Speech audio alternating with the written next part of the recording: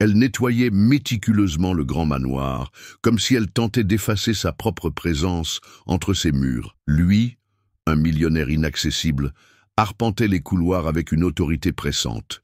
Mais tout s'arrêta à l'instant où la fille de la femme de ménage se précipita vers lui, au milieu d'un gala scintillant, et l'appela « Papa » pour que tout le monde l'entende. Et quand il aperçut cette tache de naissance, une identique à la sienne, sur le bras de la petite fille, il était déjà trop tard pour maintenir la façade. La vérité avait indéniablement transpercé toute la salle de bal. Le hall principal de la Fondation Beaumont scintillait d'une splendeur dorée. Des cristaux pendaient du plafond comme des étoiles figées et les invités conversaient à voix basse, avec élégance. Camille observait de loin, équilibrant un plateau de verre de vin pétillant, s'efforçant de se fondre dans le décor. C'est alors que, du haut du grand escalier, une petite silhouette brisa le décorum comme un éclair. Lily, dans une robe lilas et un sourire radieux, dévala les marches, ses petites chaussures claquant comme des cloches pressantes. Elle courut directement vers Arthur Beaumont, qui était plongé dans une conversation avec des ministres et des investisseurs, et s'accrocha à sa jambe. « Papa !» s'exclama-t-elle, sa voix claire comme du cristal. Un silence pesant s'abattit sur le hall. Arthur se figea, son regard tomba sur le bras de la fillette, et là, c'était elle, la même tache de naissance en forme de larme inversée qu'il avait gardée cachée depuis l'enfance. Camille, debout à l'entrée de la cuisine, sentit son monde s'effondrer sous ses pieds. Camille Dubois connaissait chaque recoin de ce manoir mieux qu'elle ne se connaissait elle-même. Pendant 7 ans, elle avait récuré les sols d'un luxe qui n'était pas le sien, plié des draps de lin qui ne seraient jamais les siens, et regardé sa fille grandir dans l'ombre d'un secret que personne ne devait découvrir. Elle était arrivée au domaine Beaumont avec un bébé dans les bras et le regard vide de quelqu'un qui avait tout perdu. Cela devait être temporaire, juste le temps de trouver un autre endroit. Mais Madame Élise, aussi froide que de la porcelaine fine, lui permit de rester, à condition qu'elle reste discrète, invisible. Arthur Beaumont ne posa jamais de questions. Il se contenta d'un hochement de tête distant le premier jour, et à partir de ce moment-là, il l'ignora comme si elle n'était qu'un meuble de plus. Lily grandit curieuse. À seulement 7 ans, elle posait trop de questions, souriait facilement, et avait la terrible habitude de vouloir faire plaisir à Arthur. Elle l'appelait Monsieur Beaumont, dessinait ses portraits et les laissait sur son bureau, sans jamais recevoir de réponse. « Maman, il ne m'aime pas ?» Camille se penchait, ajustant doucement les boucles de sa fille, et mentait de la manière la plus douce qu'elle connaissait. « Il est juste très occupé, ma chérie. Les gens importants sont comme ça. » Mais au fond, Camille savait. Elle savait depuis la première fois que les yeux d'Arthur rencontrèrent ceux de Lily, et qu'il se figea, remarquant cette tache de naissance en forme de larme, la même qu'il portait sur son poignet droit, hérité de son propre père. Elle savait à partir du moment où il détourna le regard, serra les lèvres, et ne resta plus jamais dans la même pièce qu'elle pendant plus d'1 minute. Dans le silence de cette maison, Camille entendait des échos d'un autre temps, de l'époque où elle croyait encore aux promesses qu'Arthur lui faisait tard dans la nuit quand le manoir dormait. Il disait qu'il l'aimait, que tout serait différent, et elle l'a cru, jusqu'à ce qu'elle découvre que, lorsqu'elle est tombée enceinte, il a disparu. Pas d'appel, pas de réponse, juste un chèque et un accord de non-divulgation envoyé par un avocat de la famille. Elle n'a pas accepté. Elle est revenue des mois plus tard, sans le sou, sans soutien, et avec sa fille dans les bras. C'était la seule façon qu'elle a trouvée pour survivre, et c'est là, en servant un dîner de gala avec des mains tremblantes, que tout a recommencé à s'effondrer. La nuit, après que le manoir soit plongé dans le silence, Camille s'autorisait à rêver. Dans un carnet caché parmi ses vêtements, elle esquissait ce qu'elle appelait son évasion. Une petite maison, sa propre petite boutique, une chambre, rien que pour elle. Là, personne ne poserait de questions sur les noms de famille. Personne ne lui dirait d'utiliser l'entrée de service, et personne ne ferait semblant que sa fille était invisible. Elle économisait chaque sou dans une boîte en carton, bien rangée au fond de son placard, cachée même d'elle-même. Mais chaque fois qu'elle envisageait de partir, Lily posait une question qui la figeait sur place. « Il a vu mon dessin ?» Camille, n'ayant pas le courage d'admettre qu'elle trouvait les dessins dans la poubelle de son bureau, répondait toujours avec un espoir forcé. « Je crois que oui, ma chérie, je crois qu'il les voit. » La semaine du bal de charité de la Fondation Beaumont, Camille fut convoquée par Élise. « Je veux que tout le personnel soit visible. » Son regard s'attarda un peu trop sur Lily, qui se cachait derrière la jupe de sa mère. « Elle est jolie, mais il est peut-être préférable qu'elle reste en retrait ce soir. Ces événements ne sont pas pour les enfants. » Camille hocha la tête, mais Lily entendit. Et cette nuit-là, tandis que les invités trinquaient à l'héritage du patriarche Beaumont, la petite fille s'échappa de l'arrière avec un papier plié dans ses mains. C'était son meilleur dessin, Arthur souriant à ses côtés. Elle le trouva près du piano, entouré d'hommes en costume et de femmes étincelantes. Elle toucha légèrement sa veste. « Monsieur Arthur, je vous ai fait ça. » Il baissa les yeux, vit le dessin, vit la fille et se figea. Derrière elle, Camille apparut paniquée. Arthur lui lança un regard glacial comme si elle était une menace vivante. « Emmenez-la d'ici, » murmura-t-il, la voix tendue. « Pas de scène. » Camille baissa la tête. Elle sentit les yeux de l'élite la transpercer comme des poignards invisibles. Le lendemain, la vie fut brutale. Elle avait jusqu'à la fin de la semaine pour quitter le manoir. Aucune explication, aucun droit de se défendre. Comme si elle n'était qu'un autre objet ancien dans la maison, jetable. Camille ne pleura pas. Elle fit ses valises en silence. Elle ne garda que l'essentiel, des vêtements, une brosse à dents, quelques jouets et le vieux cadre photo. Chaque pli était un adieu inexprimé. Et alors qu'elle fermait la dernière valise, elle entendit la question qu'elle redoutait le plus. « On part à cause de moi. » Elle déglutit avec difficulté, regarda sa fille, et pour la première fois, elle ne put mentir. La nuit suivante marquait la fin du bal de charité. Un dîner plus intime, réservé aux sponsors et au personnel de la maison. Camille tenta de garder Lily cachée dans les couloirs de service, la distrayant avec des papiers et des crayons. Mais les enfants possèdent un instinct cruellement pur pour ce qui ne peut être dit. Lorsque Camille se retourna, Lily n'était plus là. Vêtue de la même robe lilas qu'elle avait portée pour son dernier anniversaire, la petite fille marcha seule vers le hall principal où Arthur portait un toast entouré d'hommes d'affaires et de visages célèbres. Elle s'approcha en silence. Et puis, avec l'innocence de celle qui ne comprend pas le poids du monde, elle lui enlaça la jambe et sourit. « Papa !» Tout le hall se figea. La musique cessa brusquement. Les flûtes de champagne tremblèrent dans les mains. Une mondaine laissa échapper un « mon Dieu » étouffé. Camille entra dans le hall quelques secondes plus tard et s'arrêta, paralysée à l'entrée.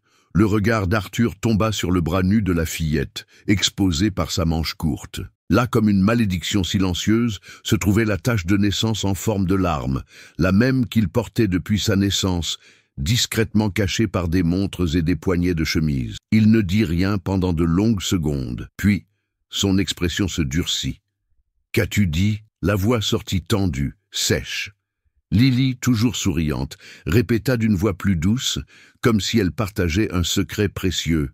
« Tu es mon papa. Maman me l'a dit. » Une vague de murmures se répandit comme une traînée de poudre dans la salle. Arthur recula d'un pas. « C'est une erreur, » dit-il, la voix coupante. « Camille, qu'est-ce que tu lui as raconté ?» Camille tenta de répondre. Mais la honte, la peur et des années de silence étouffèrent chaque mot avant qu'il ne puisse émerger. « Elle n'est qu'une enfant, » murmura-t-elle, dans un désespoir contenu. « Emmenez-la. » Tout de suite, la phrase sortit froide, comme une sentence. Camille marcha vers sa fille, lui prit la main et l'emmena sous le poids de dizaines de regards. Le silence de la foule était assourdissant. Pas un mot, pas de défense. Dans la cuisine, elle s'agenouilla pour être à la hauteur de Lily. Mais la petite ne parla pas. Elle la regarda simplement, confuse, avec des yeux qui demandaient « Ai-je fait quelque chose de mal ?» Cette nuit-là, Camille ne put dormir. Assise au bord du lit, elle observait sa fille endormie, serrant son oreiller comme si cela pouvait la protéger d'un monde qu'elle ne comprenait pas encore. C'est alors qu'elle entendit des pas lents dans la cuisine.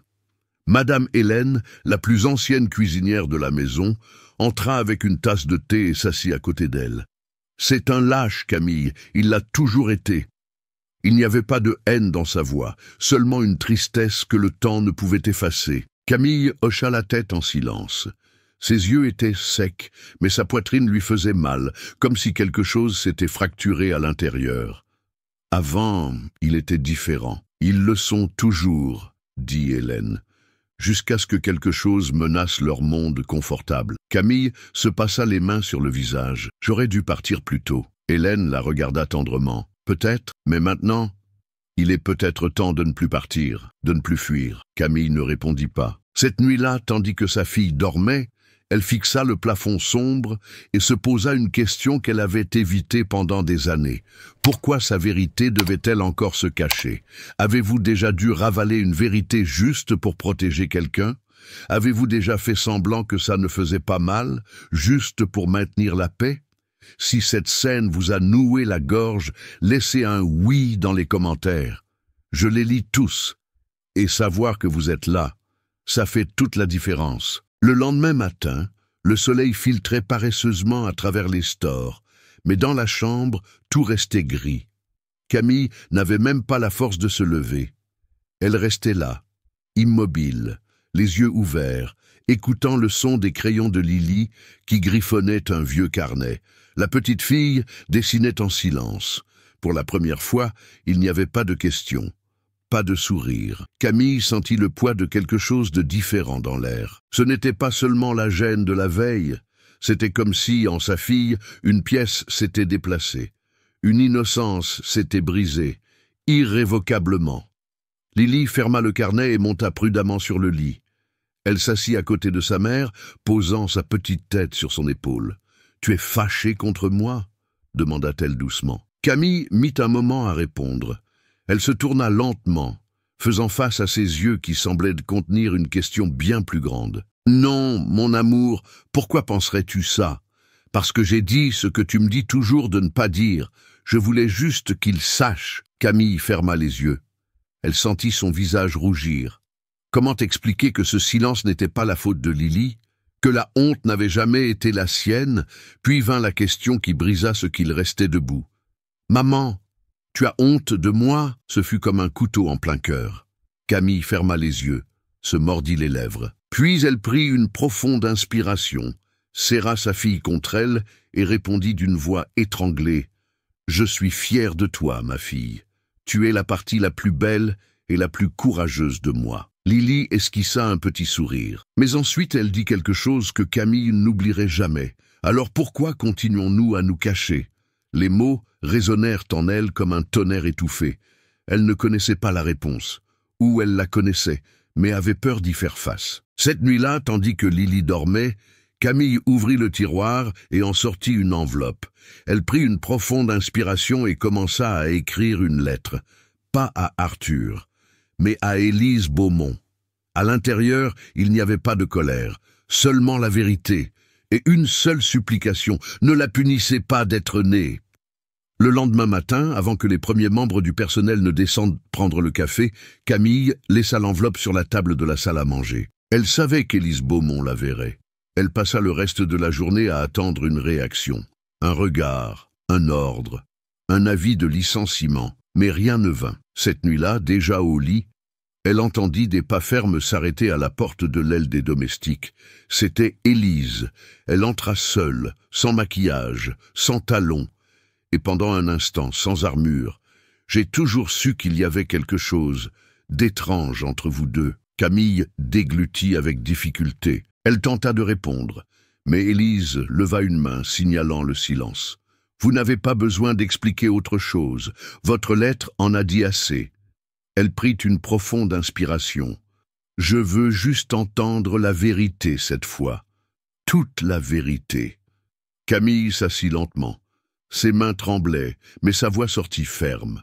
Elle raconta l'affaire, la promesse d'Arthur qu'il s'occuperait de tout, la grossesse, son silence. et sa décision de revenir au manoir, non par vengeance, mais par manque d'autres options. Élise écouta sans interruption. Quand Camille eut fini, elle se leva, ajusta son manteau et dit « Il ne résoudra pas cela seul, mais je ferai en sorte qu'il cesse de se cacher. » Cette nuit-là, pour la première fois en 7 ans, Camille dormit sans le poids de la culpabilité. Il y avait encore de la peur, oui, mais maintenant, elle était accompagnée de quelque chose qu'elle n'avait pas ressenti depuis longtemps, la possibilité. Mais si le silence précédent avait été douloureux, l'exposition était maintenant encore plus cruelle. La semaine suivante, les rumeurs commencèrent à circuler. Parmi le personnel, le commentaire était toujours le même. Elle essaie de s'en sortir. Maintenant, elle voudra un héritage. À l'école, Lily ressentit l'impact. Une enseignante l'isola d'un groupe. Un père demanda à retirer son enfant d'un projet en binôme. Personne ne disait rien directement, mais Camille reconnaissait les regards et savait ce qu'ils signifiaient. À la maison, les factures commencèrent à s'accumuler. Elle avait refusé l'offre silencieuse de l'avocat d'Arthur, de l'argent en échange d'un accord qui nierait toute paternité. C'était la même qu'elle avait reçue 7 ans plus tôt. Et une fois de plus, elle refusa. « Maintenant, ce n'est pas seulement pour moi, » dit-elle à Madame Hélène un après-midi en lavant la vaisselle. « Je ne vais pas apprendre à ma fille à baisser la tête devant les mensonges. » Mais c'était difficile. Un après-midi, après avoir été ignorée par une collègue, Camille s'échappa dans le débarras de la buanderie et craqua, seule, en silence. C'est alors qu'elle sentit une petite main serrer la sienne. Lily était là, ses yeux calmes, sa simple présence. « Ils sont fâchés contre nous ?» Camille la regarda avec tendresse et douleur. « Non, mon amour, ils ont peur. Les gens ont peur de ce qu'ils ne comprennent pas. » Lily appuya sa tête contre son bras. « Mais tu n'as plus peur, n'est-ce pas ?» Camille mit un moment à répondre. Mais quand elle le fit, sa voix, pour la première fois, sortit sans hésitation. « Non, plus maintenant. » La semaine suivante, Élise Beaumont convoqua une réunion au manoir. Seuls les membres de la famille proche furent appelés. Frères et sœurs, beaux-frères et belles-sœurs, les enfants d'Arthur de son premier mariage. Pas de presse, pas d'étrangers, mais suffisamment pour que la vérité, si elle était dite, ne puisse plus être rétractée. Camille apprit la réunion par Madame Hélène, et, à sa surprise, l'invitation était aussi pour elle et pour Lily. Ce matin-là, elle habilla sa fille avec soin. Elle lui tressa calmement les cheveux, lui mit la petite robe bleue qu'elle aimait tant. Quand la petite fille demanda où elles allaient, Camille répondit avec une douce fermeté « Nous allons entendre la vérité. » Où ? Nous allons la dire nous-mêmes. Le salon du manoir semblait plus petit ce jour-là. Arthur se tenait près de la cheminée, les épaules raides, le regard fixé sur la fenêtre. Il ne salua personne. Élise rompit le silence. Il y a quelque chose que cette famille doit entendre. Et Arthur lui-même sera celui qui le dira. Tous les regards se tournèrent vers lui. Arthur respira profondément, mais il ne bougea pas. Camille, debout à côté de Lily, sentit sa poitrine se serrer. L'humiliation de la fête était encore trop fraîche. Arthur jeta un coup d'œil à sa fille, et puis détourna le regard. C'est alors que Camille s'avança. « Si vous ne parlez pas, alors je le ferai. » La pièce se figea. « J'ai travaillé dans cette maison pendant près de 7 ans. J'étais votre ombre. Et pendant que tout le monde m'appelait la femme de ménage, ma fille grandissait, invisible. Mais elle n'est pas une erreur. Ce n'est pas un scandale, c'est le résultat d'un choix que seul l'un de nous a eu le courage d'assumer. » Les yeux de Camille étaient larmoyants mais fermes. Elle posa ses mains sur les épaules de sa fille. « Je ne veux pas d'argent. Je ne veux pas d'un nom sur un document. Je veux que ma fille sache qu'elle existe, qu'elle a un nom, une origine, et que son père est ici. Même s'il lui a fallu trop de temps pour l'avoir. » Silence. Arthur enfin bougea. Il fit 2 pas en avant, puis il s'agenouilla devant Lily. Elle le fixa, immobile, comme si elle attendait cela depuis longtemps. « Je suis désolé, » dit-il la voix basse, « pour chaque fois où je t'ai vu et où j'ai choisi de ne pas le faire, pour chaque silence, pour chaque déni. » Camille l'observait. Il n'y avait pas de soulagement. Pas encore. Mais il y avait quelque chose qu'elle n'avait jamais vu en lui, de la vulnérabilité. Arthur tint la petite main de sa fille. « Je suis ton père, et si tu me le permets, je veux essayer de faire partie de ta vie. » Lily ne répondit pas immédiatement. Au lieu de cela, elle sortit un papier froissé de la poche de sa jupe, un autre dessin. « C'est pour vous. Vous pouvez le garder si vous voulez. » Arthur prit le papier avec des mains tremblantes. Il regarda le dessin. C'était lui tenant la main. Dans la pièce, personne ne dit rien, mais Élise expira lentement, et l'un des fils aînés d'Arthur baissa la tête, ému. Camille ne pleura pas, mais quelque chose en elle trouva enfin sa libération. Les jours qui suivirent furent étrangement calmes. Au manoir, les murmures cessèrent progressivement. La maison, autrefois étouffante, semblait respirer différemment. Camille, quelques semaines plus tard, démissionna. Non pas par colère, mais parce qu'il était temps de partir par choix, et non par rejet. Elle loua une petite maison simple dans un quartier voisin. Une petite cour, une cuisine où Lily pouvait jouer avec de la farine sans être réprimandée, et un porche où le temps s'écoulait plus lentement. Là, pour la première fois, elles eurent quelque chose qu'elles n'avaient jamais possédé, un endroit qui était le leur. Arthur commença à venir la voir, rarement, doucement. Il apportait des livres, prenait des dessins, s'asseyait par terre avec Lily comme s'il réapprenait à être humain. Camille ne demanda jamais rien, ni reconnaissance publique, ni pension alimentaire. Elle voulait seulement que sa fille grandisse avec la certitude qu'elle n'était pas née d'une erreur, mais d'un choix qui avait coûté trop cher pour continuer à être ignoré. Et Élise aussi changea. Lors de sa dernière visite, elle apporta une plante en pot et dit, avec la sincérité de quelqu'un qui avait abandonné sa fierté, « Elle fait partie de notre histoire. Et je le vois maintenant. » Camille ne répondit pas par des mots. Elle hocha simplement la tête. Parce que parfois, le plus grand pardon est le silence qui ne fait pas mal. Et la leçon que Camille a apprise est une qui pourrait vous parler directement. La vérité peut faire mal, oui, mais la cacher coûte bien plus cher. Car tant qu'elle restait silencieuse, sa fille apprenait aussi à se cacher.